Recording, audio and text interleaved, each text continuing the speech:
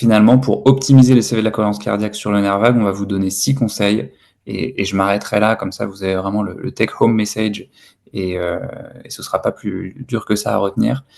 Le rythme 4-6, donc 4 secondes d'inspiration, 6 secondes d'expiration, c'est celui qui marche le mieux pour activer son nerf vague, donc mieux que le 5-5, mieux que la respiration carrée, etc. C'est le 4-6. Pour que ça marche, il faut des séances d'au moins 15 minutes pour vraiment avoir un effet coup de poing sur le système nerveux parasympathique. On voit souvent 3 fois 5 minutes par jour. Alors c'est mieux que rien, certes, mais si vous voulez vraiment avoir un effet coup de poing sur le système nerveux, sur votre plasticité cérébrale, eh ben, il va falloir avoir des séances longues, donc au moins 15 minutes. Nous, ce qu'on recommande avec NeoFlow, c'est 20 minutes. Pour avoir cet effet, comme je disais, sur la plasticité cérébrale et reconstruire des circuits vertueux, des autoroutes finalement de l'information dans notre cerveau, là où à cause du stress chronique, on n'avait plus que des petits sentiers, et ben, il va falloir, comme un médicament qu'on prend tous les jours, cette cohérence cardiaque, la pratiquer tous les jours. Donc des séances longues et tous les jours.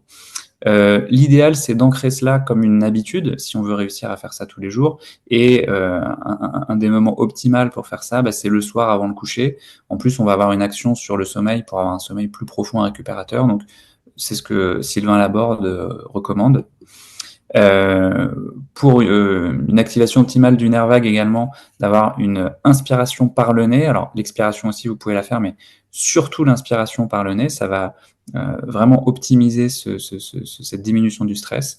Et le fait d'avoir une respiration également abdominale, ça va stimuler certaines branches du nerf vague, donc on va être encore plus optimal sur la diminution du stress. La respiration n'a pas besoin d'être très ample, on n'a pas besoin d'inspirer et d'expirer des énormes volumes d'air tant que le rythme 4-6 est respecté.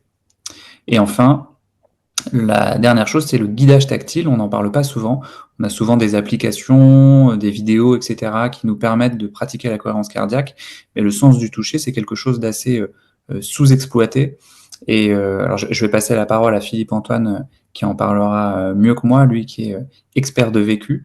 Mais nous, c'est ce qu'on a décidé de proposer avec NeoFlow, c'est d'aller innover sur ce champ de la stimulation et de ne pas être sur uniquement quelque chose de visuel qui peut être assez dur à pratiquer sur le long terme, mais d'aller bouleverser un peu la stimulation et passer par un autre sens.